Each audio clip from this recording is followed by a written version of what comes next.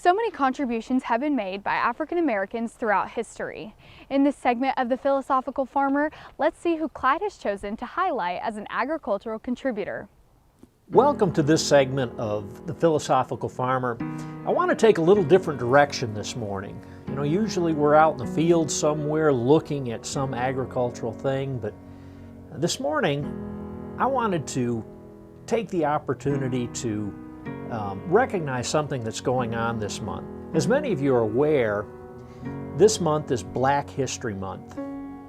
There's a man in history who's had a tremendous impact on the South and in many degrees our home state here, Arkansas. He had this keen interest in nature, and he loved to look at bugs and plants and all those things, and his parents, the Carvers, recognized this, and they made a point of teaching both George and James to read and write.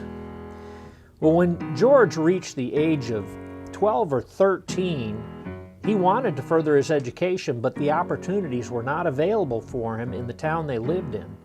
And so he traveled 10 miles to Neosho, Missouri, where he would be admitted to a school. Now, he didn't stay there long because there was turmoil there, and the next number of years, George moved from place to place, taking jobs as he had opportunities and working on his education.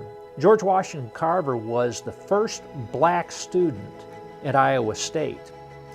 He was the first black student to complete his bachelor's degree, and he was such an outstanding student they encouraged him to stay, and he worked on his master's degree and completed his master's degree and then became faculty at that school. So he was the first black student, first to earn a bachelor's degree, first to earn a master's degree, and the first black man to be on the faculty of that college. One of the things that had gone on across the South, cotton had been king for so long, and so much of the land had become so depleted that it no longer made a profitable crop of cotton.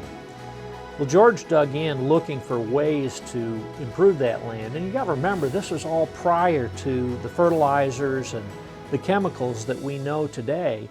So he was looking for natural fertilizers that could build up the soil, and began to encourage that these crops, or this cropland that had been depleted, that they plant soybeans or peanuts to build up the soil. Both of those are legumes, and it's interesting, George Washington Carver is considered the father of crop rotation.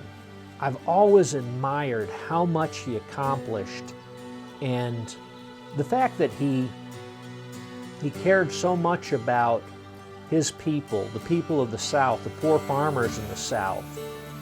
There was a time in his life, because of his brilliance, he was invited by Thomas Edison to come work with his group on inventions, and he turned down a $100,000 a year salary to continue at Tuskegee because that was his calling. That was what he felt he was here to do, was to help people. There are a lot of things in his life that he did. One of the things which is amusing to me, he had a wagon called the Jesup Wagon. And it was actually a wagon that was a mobile classroom. And the initial wagon was pulled by a horse, but they would travel around to communities and teach people how to be more self-sustaining and how to take care of their land better. But it was very popular. It was adopted by a number of states as a technique in teaching people to adopt new methods.